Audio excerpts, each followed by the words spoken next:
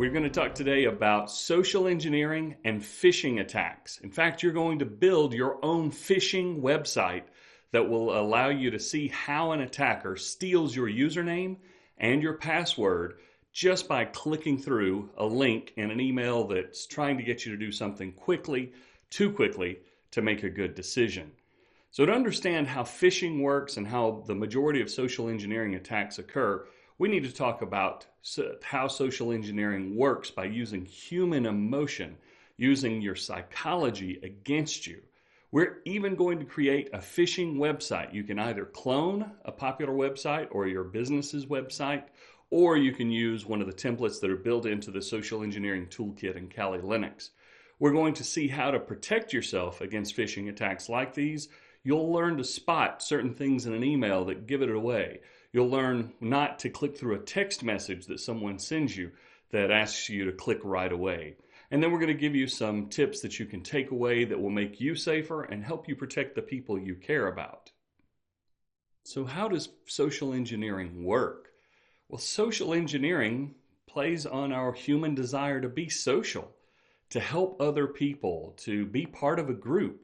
Peer pressure is an example of social engineering. When someone convinces you that everybody else or all of the cool people are doing something, so you should do it too, even if it's not something you would normally do, even if it's something that's not in your best interests. That's an example of social engineering in the real world. Usually social engineering manipulates our human emotions like fear, curiosity, greed, when we think we're getting something for free because an email says we won, or if you don't click now, your personal information might be stolen. Those can actually be tricks by a social engineer to get you to click through and give them your information so that they can steal from you. In the physical world, con artists use tricks like dressing up like a delivery person. We call that pretexting. They pretend to be someone else. They wear a phone company repairman outfit and they get into a building, or they tailgate behind someone by holding a large package and standing near the door and saying, "Hey, buddy, can you help me out? Ma'am, could you let me in the door, please? I've got this huge package to deliver." We just want to be helpful as human beings, so social engineering takes advantage of that. Sometimes a social engineer will shoulder surf. They'll look over your shoulder to steal your username and password. They'll see what you're typing. This happens on airplanes. This happens in public spaces. But especially if someone is trying to get inside your business or your organization, they'll use these real-world social engineering tricks to get information that they need and to get into places they shouldn't be. In the digital world, social engineers use a range of tools like email, social media, ads, websites, text messages, automated phone calls, phishing that we're going to see today, fake websites, fake friend requests or connection requests through social media, and of course, malware. The most common type of social engineering, in fact, it's implicated in somewhere north of 80 to 90% of major breaches in corporations across the world, is phishing. Phishing attacks are the way that most attackers launch an attack on a business, on an individual. It just takes one click in the wrong email, one click on the wrong text message, or a few answers over the telephone to give an attacker everything they need to attack your personal information or to attack your organization. So to demonstrate this, we're going to create a phishing website. We're going to clone a login page or use one of the web templates that's provided with a social engineer's toolkit. This is a toolkit built inside Kali Linux that you can use to demonstrate social engineering, to demonstrate phishing emails. This is a great way inside an organization to test people to see if they'll respond to inappropriate or phishing emails by clicking through a link or doing something that they're not supposed to do, like giving away sensitive information. You're going to see how attackers harvest or gather your username and your password, your credentials that give them access to your accounts, to your computer, possibly to your entire company or organization. You're even going to see how we create a phishing email that looks convincing enough that it can be used to attack you or someone you know. So let's see how we can clone a login page or use one of the web templates built in with SET. the Social Engineers Toolkit. To do this, we're going to open up Kali Linux. So let's go over and open up our VirtualBox. Once VirtualBox opens, we need to open the Kali Linux virtual machine that we've set up. And I'm going to make my Kali Linux virtual machine full screen so that we'll be able to work with it as easily as possible. And if you still have some windows open from some of our previous work, you can close those. So to open the Social Engineers Toolkit, all we have to do is come to the Kali menu in the upper left. Come down to number 13, Social Engineering Tools. You may have to scroll down a little bit because there are so many incredible tools built into Kali Linux. But under Social Engineering Tools, come up to the Social Engineering Toolkit. And you'll need to enter your root password. There we go. Remember that is Kali, K-A-L-I. Enter. And the Social Engineer Toolkit presents you with an agreement screen, a terms of service, that says you will only use this for lawful purposes. This is an ethical hacking toolkit. It's not made to actually trick people into giving up their information. It's used as a teaching tool, an education tool, a testing tool inside your organization, or even for your own family. So do you agree to the terms of service? I do agree to use it lawfully and ethically. And you'll see the Social Engineering Toolkit usually has a nice intro screen. And then we get presented with a menu. The very first option, social engineering attacks, is what we're going to go for. We press 1 and enter. The next one is website attack vectors. That's number 2. And then finally, credential harvester attack method. Credential just means login and username and password. So we're going to harvest or steal someone's credentials, their login information, with a 3. Enter. So it's really as easy as 1, 2, 3. Now there are a couple of options here. We can do a site cloner, which is the number 2 option. This is the best thing to do if you want to try to clone a particular web page, like your business's email login page, or a particular bank or social media platform. Unfortunately, a lot of websites these days, or fortunately for the security community, a lot of websites these days will detect tools like Social Engineers Toolkit and prevent you from cloning their login page successfully. We can demo that as a bonus lesson later on if you'd like. You can post down in comments. But I'm going to take you through a really easy one that's still really effective to use inside your organization, and that is the web templates option. So we did 1, 2, 3 to get here, and now we're going to do number 1. So under the web templates, it's going to ask us for the IP address of the postback.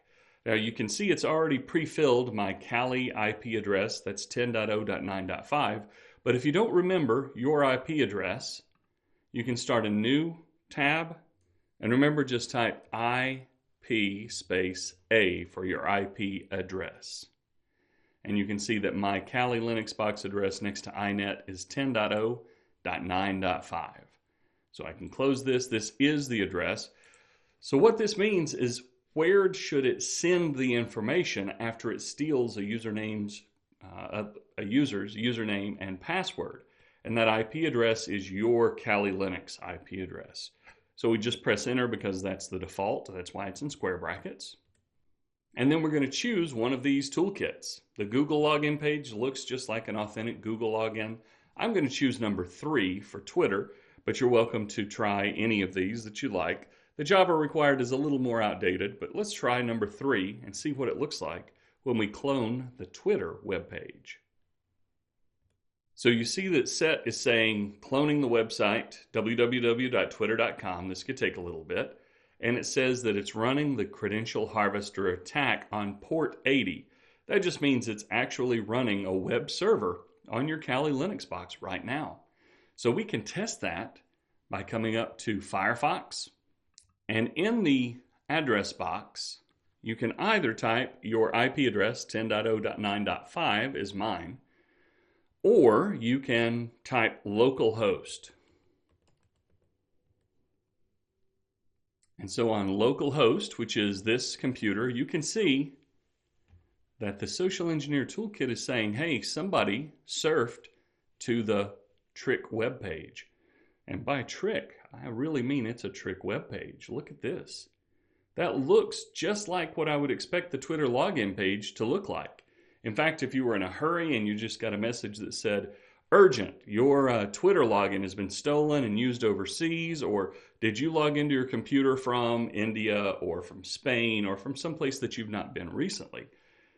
And it says, the email will usually say, if this wasn't you, log in now to check your security or change your password.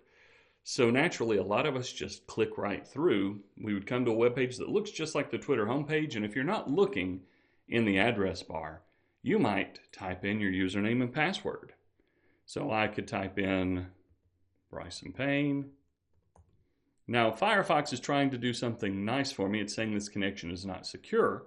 But if I were in Chrome, I wouldn't see that at all. If I were in any other web browser, I wouldn't see that. So I'll go to password, and I'm going to type in a fake password, not my real password. And then when I press enter to sign in, or when I click the sign in button, it's going to take my username and my password, and unfortunately, it's not going to send them to Twitter. It's going to send them to my Kali Linux attacking computer. So I click sign in.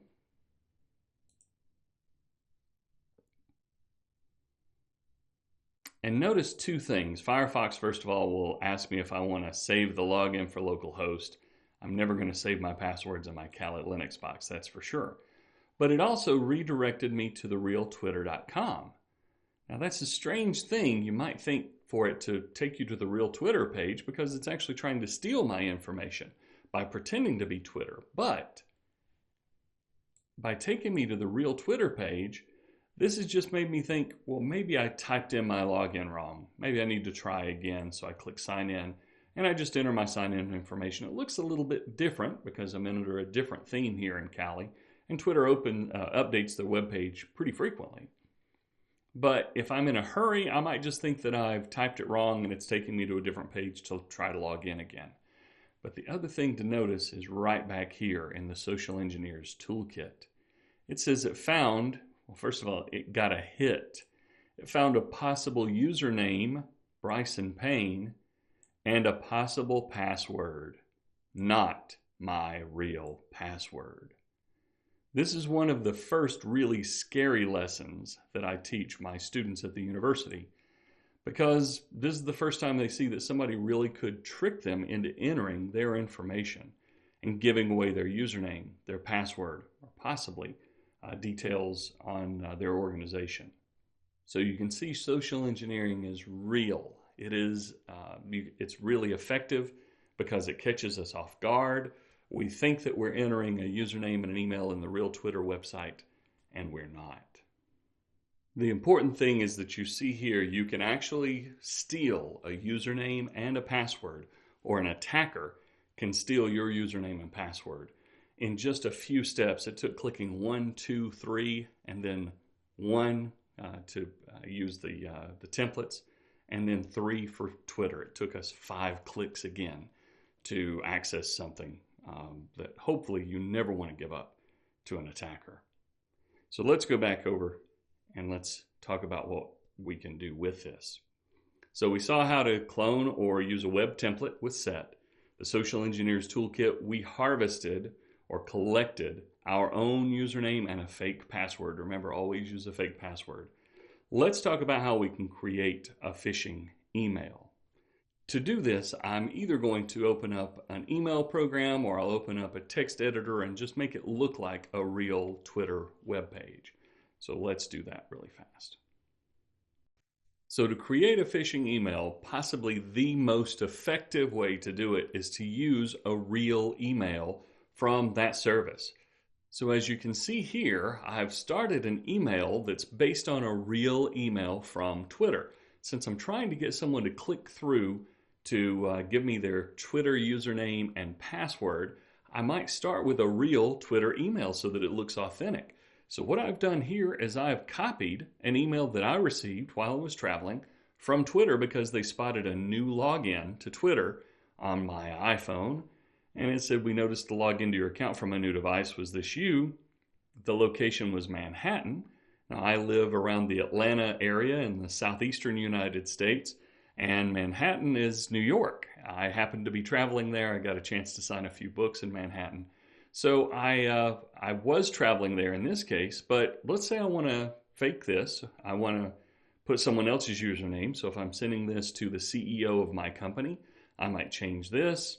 If I'm wanting to alarm someone a little bit more, I might modify this a little bit. Like I might say Moscow, Russia.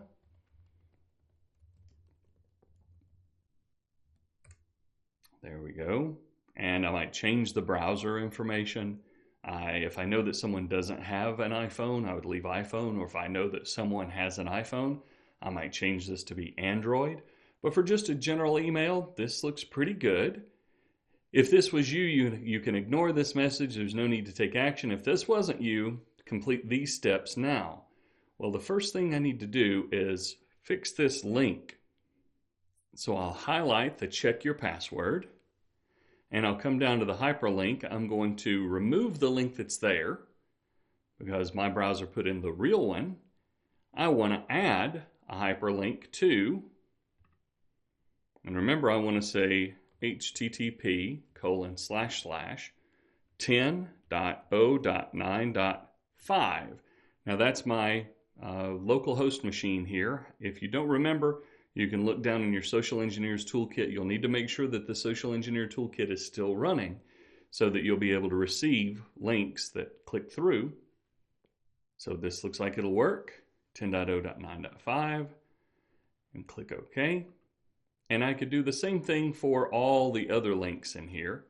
I can highlight them. I can delete the real link, click Insert a Link, and enter that https://10.0.9.5. Now notice I'm doing HTTP and not HTTPS. That's because we don't have a secure web server up. In fact, that's one of the tips for protecting yourself is always look for that HTTPS and that little lock symbol in the top of your browser to let you know that you're surfing someplace legitimate. But this looks good for now, 10.0.9.5.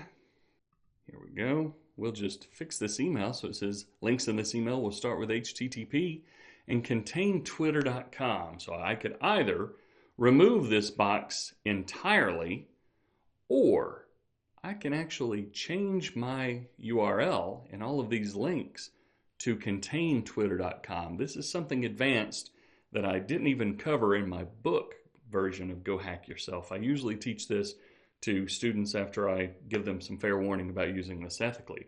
So I'm going to do that with you.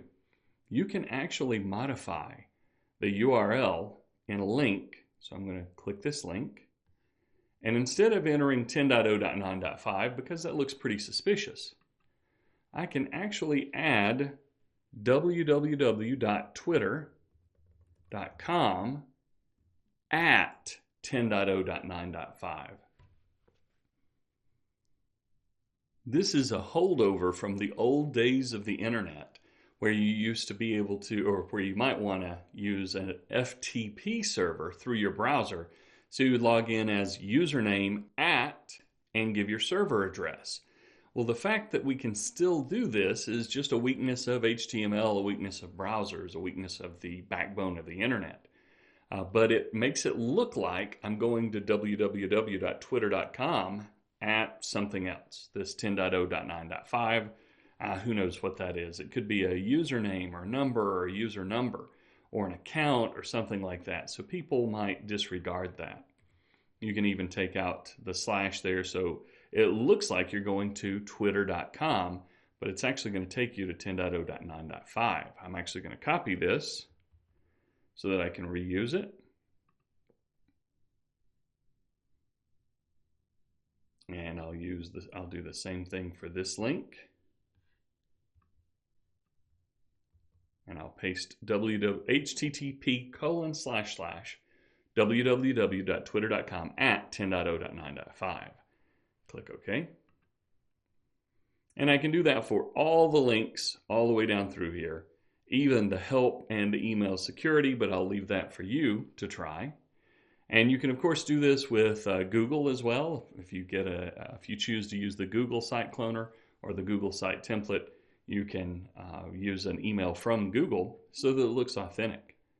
So for us, we've done a pretty good job. There was a new login or a suspicious login to Twitter from Chrome on iPhone. I could fix this link as well. So I'll click here. Change this URL.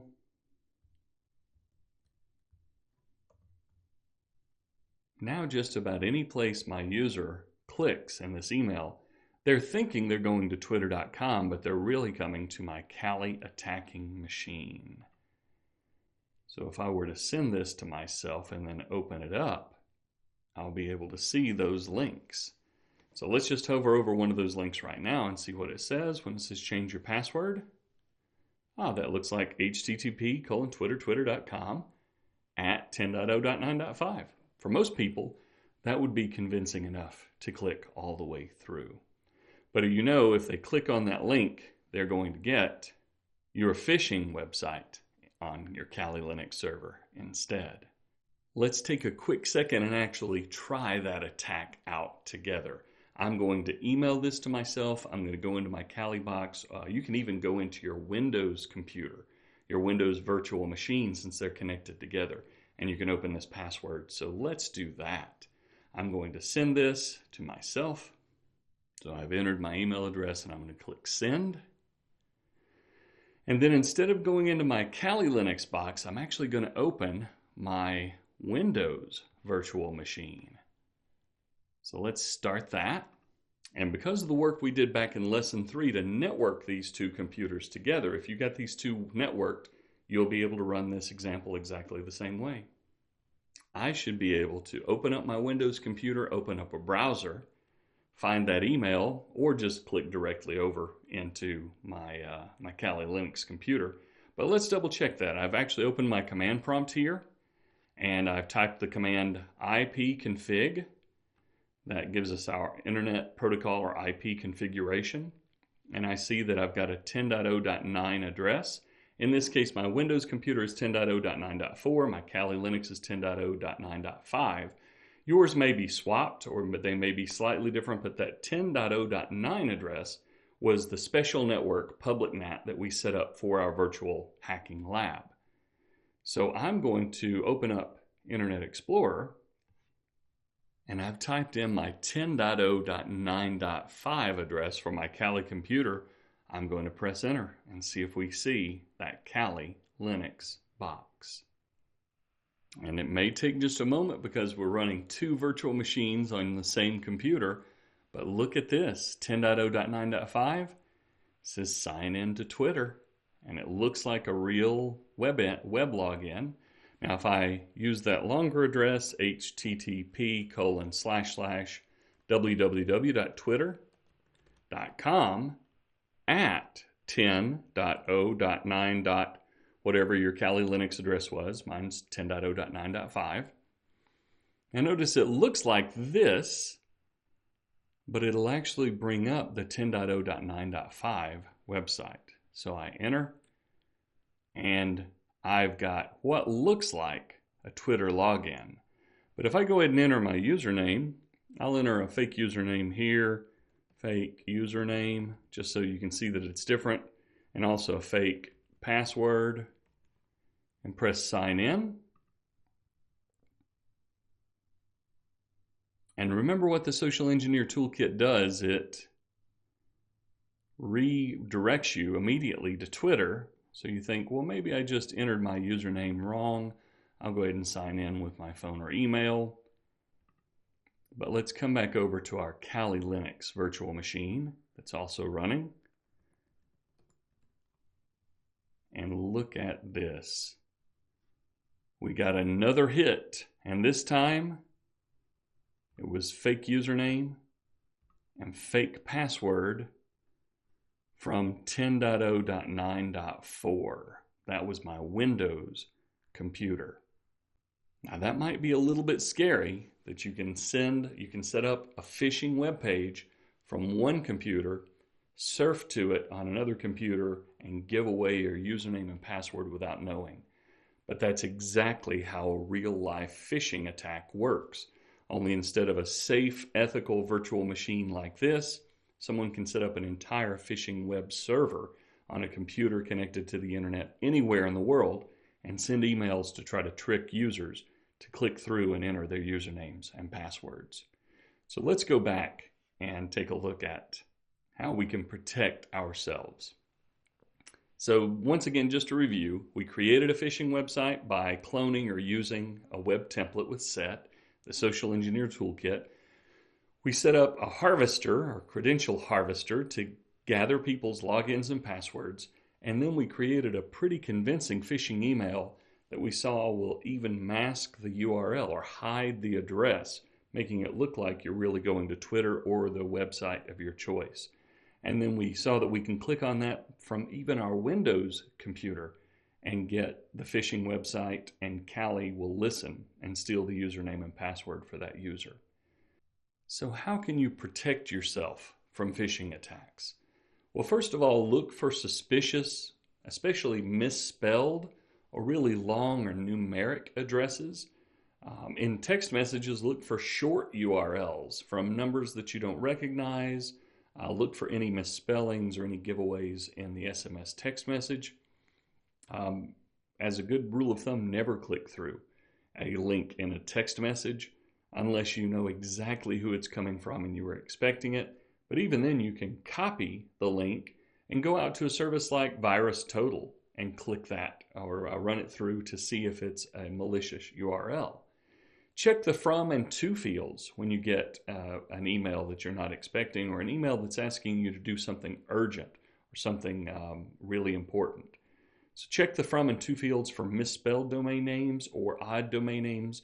So it says that it's from your bank, but the email address is someone at Gmail or Yahoo or another email server instead of yourbank.com. And then if you're asked for personal information in any way, think before you click through or don't click through at all.